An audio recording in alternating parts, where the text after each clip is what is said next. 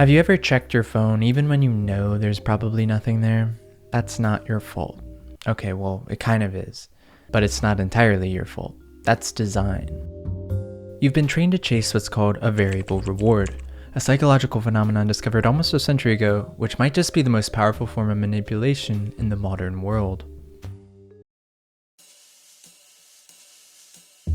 Back in the 1930s, a psychologist named B.F. Skinner ran a series of experiments with pigeons and rats. Whatever the pigeon does today, it will do because of the conditions we have arranged for it. He discovered that when animals were given food every single time they pressed a lever, they'd stop pressing as soon as they weren't hungry. But if the reward came randomly, sometimes after one press, sometimes after 10, then they kept pressing. In fact, they pressed more often and with more obsession. That's called a variable reward schedule, and it's the same concept that keeps people glued to slot machines, or their phones. Our devices are Skinner boxes, just more colorful and personalized.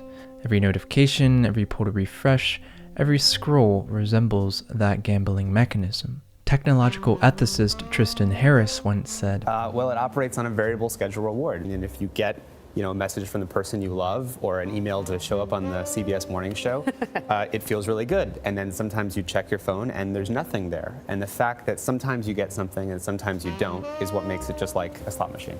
Of course, tech companies know that uncertainty fuels engagement, so they sprinkle randomness in everywhere. For example, sometimes you get a boring notification, like a friend posting on a story, and sometimes it's much more exciting, someone followed you.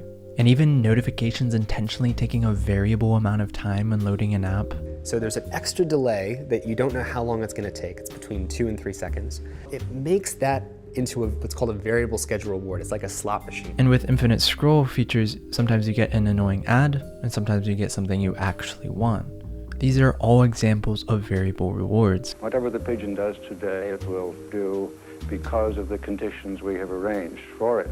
But here's the thing.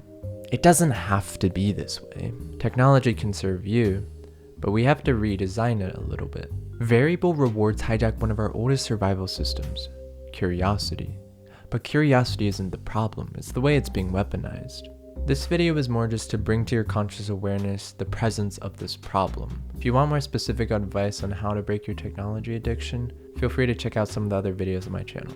If you enjoyed this video, please like and subscribe. I'm trying to hit 10 subscribers. Thanks.